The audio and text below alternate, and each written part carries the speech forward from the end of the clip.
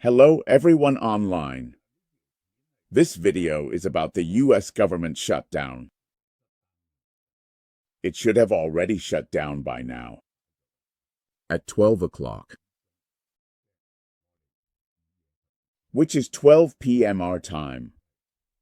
That's midnight in the US. The US government shuts down. This is because the last funding bill was rejected. It was rejected by the Democrats. The US has already shut down. It's not about preventing a shutdown. This is the first large-scale shutdown. The first large-scale shutdown. The last time was in 2018, but this time, compared to before, every shutdown used to feel like a disaster. But Donald Trump thinks there are benefits. He believes this shutdown is actually a good thing. This has sparked a huge controversy. Donald Trump explained to reporters that he could use the shutdown to get rid of really many things we don't want, specifically targeting government programs supported by Democrats. Because there's no money. Naturally, these people will be let go. The government simply won't rehire them. And that's that. Right. This statement shows that the White House has turned the shutdown from a failure to be avoided into a political weapon to be used. This makes the standoff even more dangerous because he thinks there are benefits to it. So this standoff could really happen and last even longer. On the surface, the technical reason for the shutdown is that Congress can't reach a consensus on the spending bill for the new fiscal year. But the deeper reason is the political gamble between the two parties. So where does public opinion stand on this? Take a guess. The Democrats' position is very firm. They refuse to support anything that doesn't include an extension, a temporary funding bill for the premium subsidies under the Affordable Care Act. The Affordable Care Act, which is the Affordable Medical Care Act. Basically what became known as Obamacare. Without these premium subsidies, they absolutely won't agree to anything. This crucial healthcare subsidy is set to expire at the end of this year. If it isn't extended, it's estimated that 22 million Americans will increase next year by 75%. Wow, that's really expensive. This is a life or death issue. As for the Trump administration, they said, we're not afraid of a government shutdown because a shutdown would help us achieve our goals, like reducing the number of government employees, which would be a political victory for us. On the other hand, the Democrats are saying, we're not afraid of a shutdown either because we insist on getting this subsidy, and this subsidy has public support. So both sides are betting on this issue. The Republicans insist on passing a clean continuing resolution to keep the government running until November 21st, and only then discuss the healthcare issue. They didn't say no outright, but they refuse to discuss it now. Both sides are taking a very tough stance. They're blaming each other for causing the shutdown. Every time there's a shutdown like this, it's always because of some dispute. So why do they end up compromising in the end? It's all about watching which way public opinion goes. If public opinion turns against one side, that side has to immediately give up their position. If the public blames one side, that side will back down, because the midterm elections are coming up soon. Democratic leaders criticize the Republicans for adopting either listen to me or get lost style of negotiation. The Democrats' confidence comes from this. A report published by Data for Progress shows that for persuadable voters, not the die-hard ones, and for the Democratic base, they want Congress in funding agreements to stand firm and fight for the core demands on health care issues. Those swing voters who might vote either way want the Democrats to stand their ground. That's the most important thing. This report points out that making healthcare spending, especially for rural hospitals, public health, and primary care, the focus of negotiations, will increase public support. For Democrats, it's an element that boosts their chances of winning elections.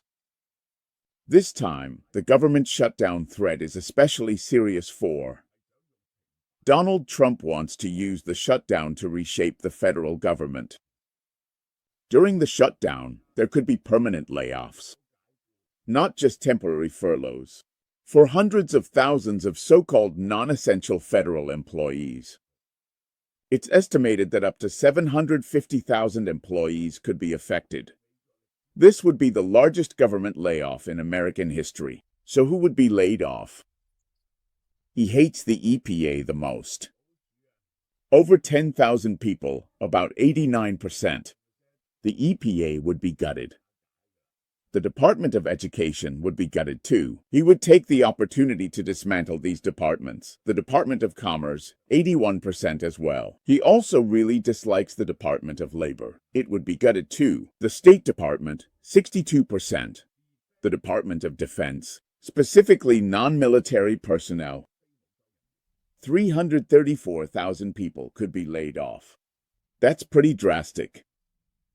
These are the departments he hates the most. He would pretty much fire all of them. The chief economist at Moody's has issued a warning. If this threat becomes reality, the unemployment rate in the U.S. would rise by 0.5%. It could trigger a recession. That's 750,000 people. The total U.S. workforce is over 100 million. So 750,000 people out of 150 million is 0.5%. If you lay them off all at once, the unemployment rate would immediately jump by 0.5%. If the government really does shut down, what would be the biggest impact on financial institutions? It's that those data releases wouldn't happen. So investors and decision makers wouldn't know what to do because the Department of Labor would be shut down. The Bureau of Labor Statistics, which is responsible for releasing employment and inflation data, would close. The report that was supposed to be released on Friday, the September non-farm payroll report, would be postponed indefinitely. Likewise, the CPI scheduled for release on October 15th, which is the core inflation data, wouldn't be able to be released on time. This would lead to the Federal Reserve lacking the most important data at its interest rate meeting at the end of October, missing the most crucial data, losing the CPI, losing the unemployment rate, these two most important things for judging the direction of the economy, so its interest rate decisions would be like fumbling in the dark. This is a move in the dark. On the stock market side, a government shutdown would have a negative impact on certain sectors, especially defense industry stocks that rely heavily on government contracts, like Palantir, and defense contractors such as RTX, whose funding comes from federal spending. A shutdown would dampen the market and cool enthusiasm for these stocks. Similarly, companies that provide consulting and technology services to the government, Booz Allen, and Palantir as well, would be affected during a shutdown. The airline industry would be hit hard. First, no government employees would be traveling for business. Second, federal employees wouldn't be getting paid, so they wouldn't be flying either. In addition, air traffic controllers and airport security staff, since they're considered essential workers, would have to keep working, but they wouldn't be getting paid. They might end up calling in sick more often. Meanwhile, market uncertainty has driven up safe haven assets. For example, gold and U.S. Treasury bonds, and even cryptocurrencies. Although a shutdown brings short-term shocks, historically speaking, the U.S. stock market doesn't really care. Yesterday, someone online asked me, what impact does a U.S. government shutdown have on the stock market? Not much, really. it's a pretty minor issue. According to data from Truist, during the past 20 government shutdowns, the S&P 500 index was pretty much flat. The market sees this as just noise. Take a look at this over the past 20 times. This one here. During the shutdowns, there were drops of 3%, some up, some down, but actually, the government effect is close to zero. The total coefficient is nearly zero, meaning there's basically no impact. The longest shutdown in history happened in 2018 and 2019 during Trump's first term and lasted for 35 days. Even then, the stock market still went up. Just look at it. 2018 and 2019. This green line here. The stock market kept rising. Just look at it.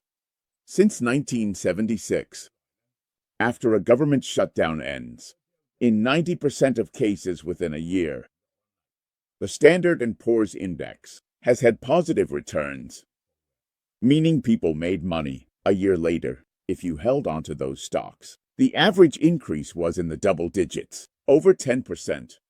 The reason behind this is the market believes that a shutdown only affects government operations, not the fundamental profitability of companies. The long-term economic impact is usually manageable. The most important thing is not to hurt businesses. That's why many analysts believe if the market drops because of a government shutdown, that's actually the best time to buy. So this is. Since 1976, there have been 21 government shutdowns in the U.S. 12 of them were resolved within a week. The most recent one lasted 35 days. During this period, the market tends to be volatile.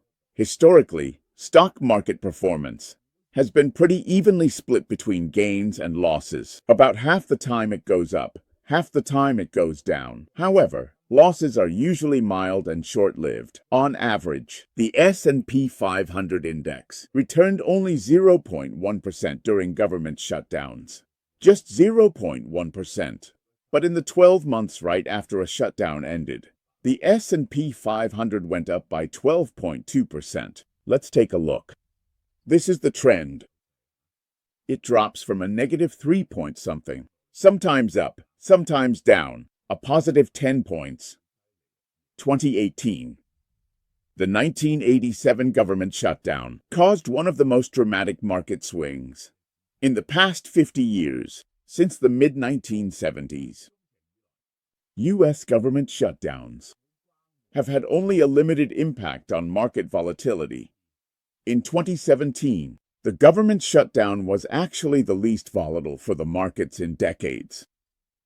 In December 2018, during the most recent 12-month period after a government shutdown, the S&P 500 index rose by 26.2%. In the year following the 2013 government shutdown, the S&P 500 returned 19.72%. Since 1980, in the 12 months following a government shutdown, the S&P wink with tongue sticking out has had an average return of 16.95%. However, this shutdown has more uncertainty because Trump threatened permanent layoffs, which adds a bigger variable to the situation, making it different from before. How much economic loss will there be? It depends on how many people he actually fires. That would definitely cause the unemployment rate to rise.